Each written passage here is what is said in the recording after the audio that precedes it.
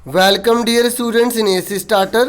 आज हम worksheet number 18 करने जा रहे हैं और ये जो 18 वर्कशीट है ये आपकी सामाजिक विज्ञान की जो सामाजिक एवं राजनीतिक विज्ञान की जो किताब है उसके पार्ट नंबर 5 को हम करने जा रहे हैं। और पार्ट नंबर 5 का क्या नाम है बच्चों? पंचायती राज। ठीक है, और ये 27 नवंबर टू 20 की वर्कशीट रहेगी। और जैसा कि आप जानते हैं कि यहाँ पर आपको अपना नेम और यहाँ पर आपको कक्षा अध्यापक का नाम लिखना होता है। आज की जो वर्कशीट हम चैप्टर नंबर 5 की जो करने जा रहे हैं उसका जो टॉपिक रहने वाला है वो पंचायत के 3 स्तर रहने वाला है बच्चों। ठीक है, ये गांव से संबंधित होती है। ठीक है, क्या करूँ, मुझे अपने गांव की याद आ गई। ठीक है, वेरी गुड, गांव की याद आनी चाहिए।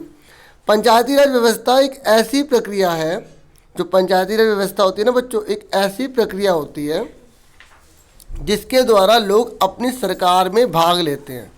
ठीक है, भागने का मतलब ये मत सोचना कि भाग रहे हैं, ठीक है, वो वाला भाग नहीं, मतलब पार्टिसिपेट करते हैं। ठीक है बच्चों, यह व्यवस्था लोकतांत्रिक सरकार की पहली सीढ़ी है। लोकतांत्रिक सरकार का मतलब होता है जिसे जनता ने चुना हुआ है। किसे चुना हुआ बच्चों? जिसे जनता ने चुना है।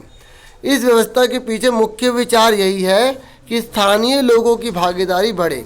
स्थानीय लोगों का मतलब ये है कि जो उस जगह पर रहने वाले लोग हैं उन्हें अपनी आवाज़ उठाने के लिए ज़्यादा से ज़्यादा मौके मिले। आवाज़ का मतलब ये नहीं कि क्लास के अंदर बहुत शोर मचा रहे, वो वाली बात नहीं चल रही यहाँ पर। ठीक है, आवाज़ उठाने का मतलब है कि अगर कोई भी मुसीबत आती है, कोई बात करनी है तो उसके बारे में बात करना, अपनी मांगों को रखना, अपनी मांगों को उठाना। ठीक है, क्लास के अंदर जैसे अगर आप बोलते हो सर आप ये करवा दीजिए, वो करवा दीजिए, इस तरीके से, है ना, और हमारी ये समस्या हो रही है, तो ऐसे ही एक इलाके के अंदर जो आम लोग होते हैं ना वो अपनी समस्याओं को, ठीक है, वहाँ के जो संबंधित अधिकारी होते हैं जिसको हम चुनते हैं उसके सामने रखते हैं। ठीक है, तो पंचायती राज व्यवस्था एक त्रिस्तरीय व्यवस्था है। क्या ऐसी है बच्चों? त्रिस्तरीय।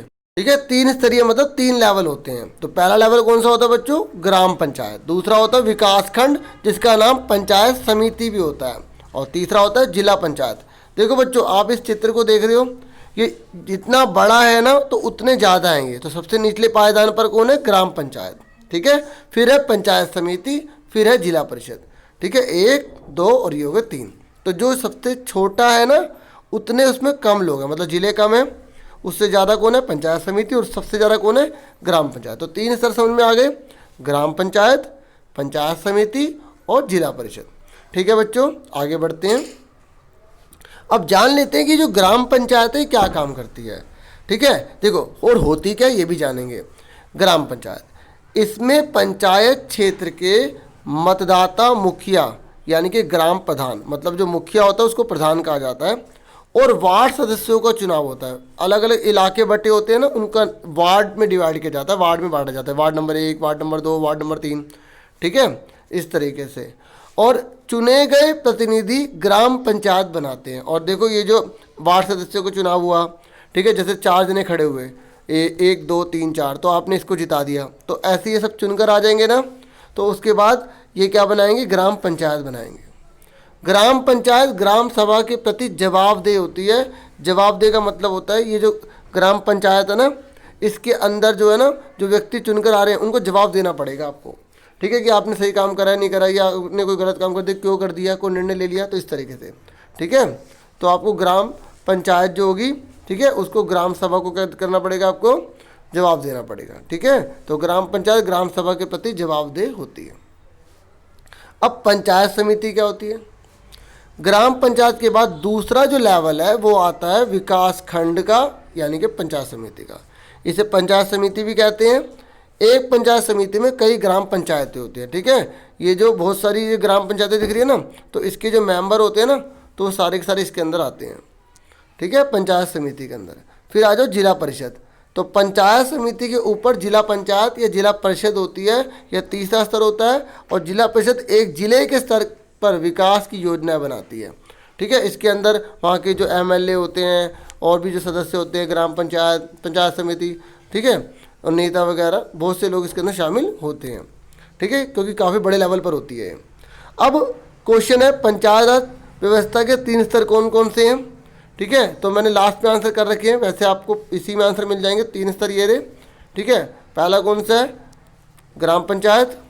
ठीक है, दूसरा पंचायत समिति, तीसरा जिला परिषद। ठीक है, उसके बाद दूसरा क्वेश्चन कौन सा पूछा गया है कि पंचायती राज व्यवस्था का मुख्य विचार या उद्देश्य क्या है। अभी हमने पढ़ा था कि जो पंचायती राज व्यवस्था होती है वो क्या काम करती है।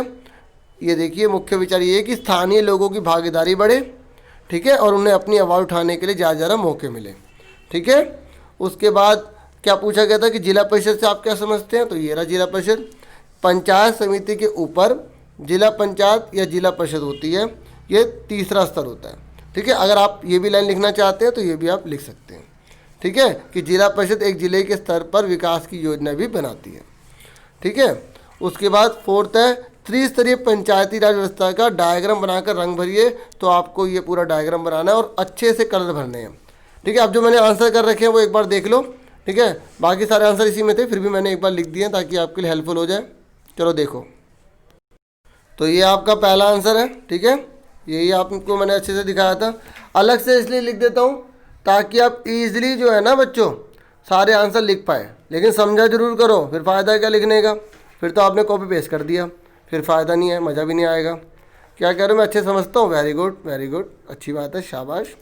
ठीक है, तो ऐसे बच्चे चाहिए, मज़ा आ जाता है ऐसे बच्चे जब मिलते हैं ना।